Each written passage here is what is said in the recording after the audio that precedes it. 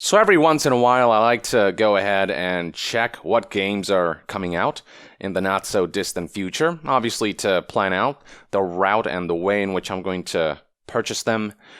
And 2020, ladies and gentlemen, is going to be a pretty insane year. My wallet is begging for mercy as we speak, and it is going to suffer.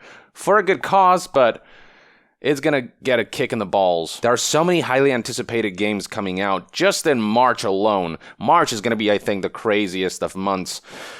And I'm here to just show you the order and the sequence of events for this year's game releases. And hopefully this will help you plan out how you're going to buy all these games and find time to play all these games. So let's just delve right into it. Let's start with January. So this is a relatively quieter month.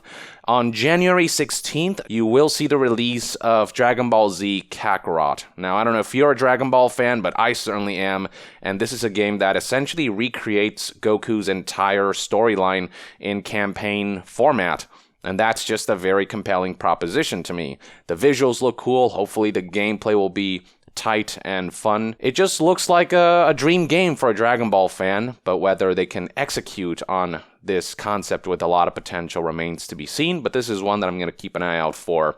Then on January 23rd, 2019, we have the release of Kingdom Hearts 3 Remind, which is the DLC/expansion to the base game. From what I understand, the reception surrounding this game was pretty divided among fans, with many people feeling as though there were many elements that they didn't explore with Kingdom Hearts 3. Final Fantasy characters weren't in the game at all, even though they were a core part of the previous two games. People also felt as though some of the worlds that were found in the game weren't as fleshed out as they would have liked it, and the hope is that all of these things will in some way be addressed with this DLC coming out on January 23rd. As far as February goes, well, we're going to see games like Yakuza 5 Remastered coming to PS4. This was originally a PS3 game. That's coming out on February 11th. We're going to see the release of Dreams for PS4 on February 14th, which allows people to really express their creativity and make their own games using the PS4. It's actually really cool and it looks very user-friendly. And as far as a brand new game goes, there is Marvel's Iron Man VR for PlayStation VR, which comes out on February 28th. I'm always down for seeing new VR experiences, and the hope is that Iron Man VR gets good reception. It would definitely be cool if there was an Iron Man AAA game in development, but for VR enthusiasts, this could be one to keep an eye out for. But when we look at March, this is when the onslaught begins. Right from the get-go on March 3rd, 2020, we are going to see the release of Final Fantasy VII Remake. I don't think I have to explain why this game is so highly anticipated. Final Fantasy VII is a classic RPG that is being completely remade, both from a visual and mechanical standpoint, and being brought into the modern era. We're all keeping our fingers crossed that it turns out to be everything it's hyped up to be. There are some concerns surrounding its episodic nature, but the game does look gorgeous, and gameplay impressions so far have been positive. So here's hoping that it's just well reviewed, that it's well received among critics and fans. A few days later, on March 11th, 2020, we're going to see the release of Ori and the Will of the Wisps, which is admittedly one of the smaller titles out there, but every time I look at it, it looks more and more gorgeous, and it really compels me to get into the Ori series, which I just haven't had the time to play, so I'm probably going to play the original and then delve into this one. It just really looks gorgeous and incredible, and I hear nothing but great things about it. Fast forward a few days later, and we're going to see the launch of Animal Crossing New Horizon on March 20th. Now, I know that Animal Crossing isn't for everyone. It's not a super hardcore game. It's very chill, very relaxed. It's all about, building your town and interacting with the NPCs and furnishing your home and all of these different things. But this is sort of the marquee IP when it comes to that type of genre. People really love it. People are looking forward to the next entry. Now, people were disappointed that it was delayed, but hey, a rush game will always be bad, but a delayed game will eventually be good. That very same day, we're going to get a title that's essentially the polar opposite of Animal Crossing, Doom Eternal. It is also launching on March 20th, 2020, and coincidentally, it was also delayed from 2019. Everyone's keeping their fingers crossed that Bethesda Softworks, the publisher, doesn't find a way to fuck this up somehow, but everything I've seen so far seems to indicate that this is going to be an awesome, frenetic, incredibly gruesome shooter. It really seems to expand on everything the original set in place. It looks so much fun. Towards the end of March, on March 31st, 2020, we are going to see the launch of Persona 5 Royale. Now, I don't know how many of you have played the original, but Royale really expands upon that. It feels like a whole new game with how much they're adding, and they're adding a whole new season, essentially. A new character, new dungeons, new content, and even the stuff you played through originally will have tweaks and changes that will make that a sort of reinvigorated experience. It took me like 100-something hours to beat the original. This is probably going to take me longer. Oh boy. But I love Persona 5, so I'm actually really excited to have a reason to dive back in and experience a host of new content and storylines. So that's just March, ladies and gentlemen. Prepare yourselves. And also coming out in March 2020, though no exact date has been given yet, is Half-Life Alyx, a VR game that marks the return of Half-Life, and it actually looks really damn good based on that initial trailer that I saw. It seems like it could be the flagship VR needs to take that next step forward in terms of mass market appeal. It could be the game to prove that VR does have a place in gaming and that you can make really compelling and fully fleshed out experiences from this platform. Yeah, and more importantly, new Half-Life story beats, and hopefully this will mark a stepping stone towards an eventual Half-Life 3. That brings us to the end of March, and speaking of the number 3, on April 3rd, we are going to see the release of Resident Evil 3 Remake. This announcement came out of the blue. The game's coming out just a year after the Resident Evil 2 remake. Pretty insane how fast they managed to put this together, but that teaser trailer we saw, the visuals look just as amazing as 2 Remake. I love the models that they use for Jill and all of the iconic characters, and hopefully, they will capture the essence of 3 while modernizing the gameplay elements, and judging by what they achieve with 2 Remake, I'm pretty confident 3 Remake will be a damn good game. That brings us to April 16th, the fateful day in which Cyberpunk 2077 will finally launch. This is a game that was announced back in 2012 or something. It's been such a long road towards this game, and for me, it looks like it could be a dream come true as a huge fan of the cyberpunk genre. When you pair that genre with CD Projekt Red, masters of RPGs, and a company that's both consumer-friendly and takes their time with releasing high-quality products, a rare breed in the AAA landscape, this could be the perfect formula to deliver the cyberpunk video game. So those 2 games will occupy April. That brings us to May. We're going to have a whole month between Cyberpunk 2077 and Marvel's Avenger, which releases on May 15th. This is a game that I'm slightly concerned about because of the way they have already confirmed it's going to be something of a live service type of thing. The initial trailer I saw with the kind of off-putting looking character models was disconcerting. And the gameplay didn't look incredible. It looked fine. But hopefully over time they're going to refine this game and they're going to deliver on an Avengers game that we can all be happy and proud of.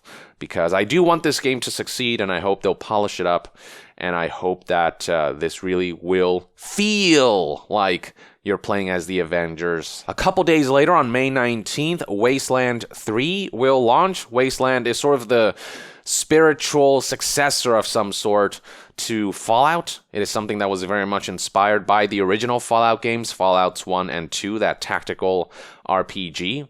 And I believe Microsoft bought the studio that's creating this game, so it is going to be sort of a big Xbox and PC release.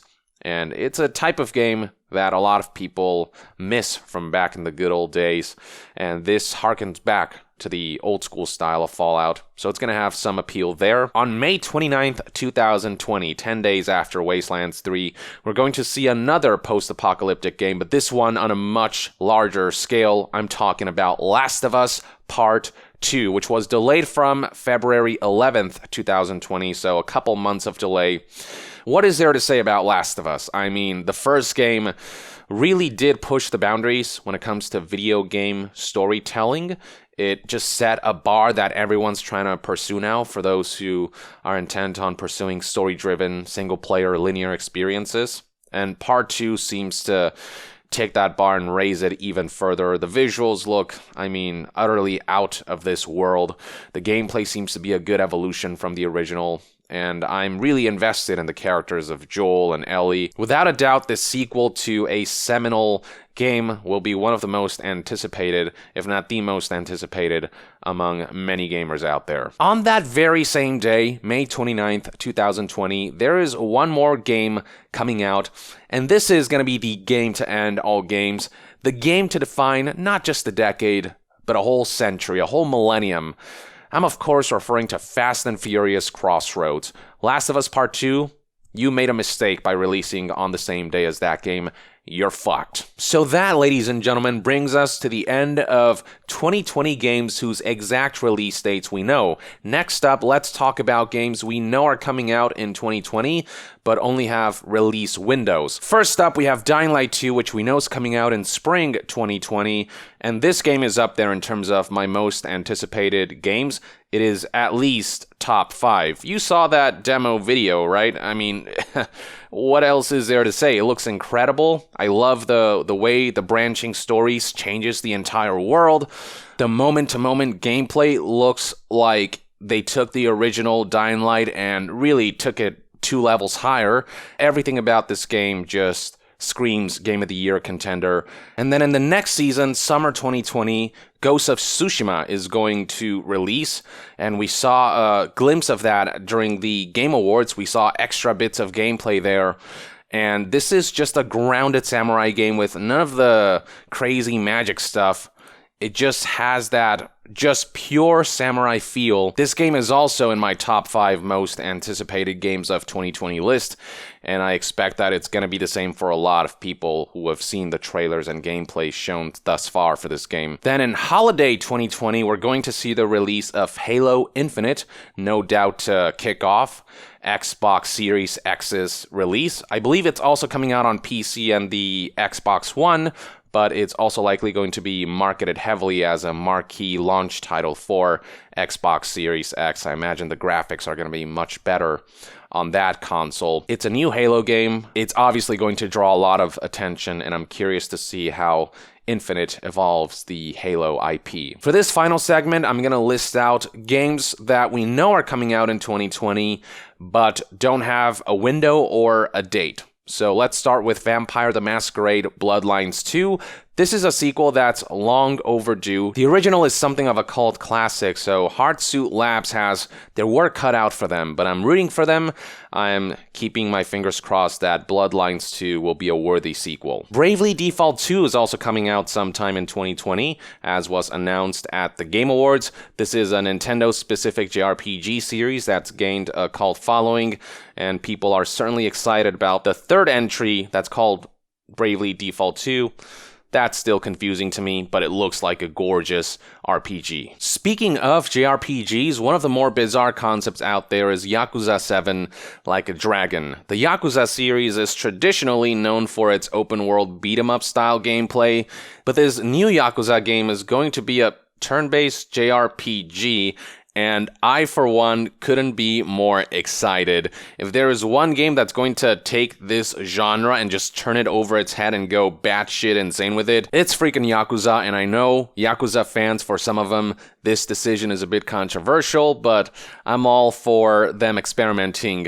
Another major JRPG we'll see in 2020 is Xenoblade Chronicles Definitive Edition, which has overhauled the graphics, looks really freaking awesome. It's essentially a remastering of the original Xenoblade Chronicles for Wii. I never got to finishing it, so with this new remastered version with the enhanced graphics and with hopefully quality of life improvements to the core game itself, I'm looking forward to checking that out, and I think plenty of others are as well. A few more 2020 games I'm interested in are No More Heroes 3, Psychonauts 2, and SpongeBob SquarePants Battle for Bikini Bottom Rehydrated. Sue me. To close the video out, I'm going to make a prediction. We don't know this game is coming out in 2020, but I'm going to predict it will. I think that Bethesda's next major RPG, Starfield, will be a 2020 release, and they're going to pull a Fallout 4 by essentially announcing the game and its release date a few months before its launch. And I know Fallout 76 is a whole meme right now, but no doubt that people will be intrigued by what Bethesda Game Studios will pull now that they're going back to their single-player RPG roots and are releasing a next-gen title with Starfield and tackling a brand new IP, a brand new genre for them. I'm still going to keep my eyes peeled because Bethesda Softworks and Bethesda Game Studios have both become much less trustworthy, but no doubt that everyone's curious to see how Starfield looks and plays. And I'm keeping my fingers crossed that Starfield will mark a return to form for Bethesda rather than another piece of proof that Bethesda is on a downwards trajectory. But assuming that Starfield is a 2020 title, and I am like 85% certain it will be, I'm certainly looking forward to checking it out and expressing my thoughts and opinions and eventually hopefully doing a review for you guys. They're really going to have to nail this game's presentation though. The marketing for this game is going to have to be on point, and they cannot bullshit us like they bullshitted us with Fallout 76. It has to be honest marketing, and I'm not sure Bethesda is just capable of that, but time will tell. So that, ladies and gentlemen, is every game throughout 2020 that will make your wallet suffer, that will kick your wallet in the nuts, that will make your wallet beg for mercy. And keep in mind, there are probably plenty of unannounced titles that are still coming out in 2020. A lot of what we covered was for the first half of this year. We don't even know much of what's going to happen in the second half. And especially with next-gen consoles launching, next-gen titles launching, oh my god. 2020 is, it's going to break my wallet. But it's also an exciting year. A lot of good stuff coming out. And I think after what I think is a more low-key 2019, 2020 is going to really spice up things like, Game of the Year awards and stuff. I think there are a lot of great potential contenders here. And when there's just a lot of great games to choose from in a given year, that's always a positive in my book. So yeah, let us know in the comments below what your thoughts and opinions are on this year's release lineup. Let us know which games you're planning to get, which games you're most looking forward to, and to be further updated on all things gaming news, reviews, and discussions, stay tuned right here on Young Yeah. I'll see you guys next time. Young out.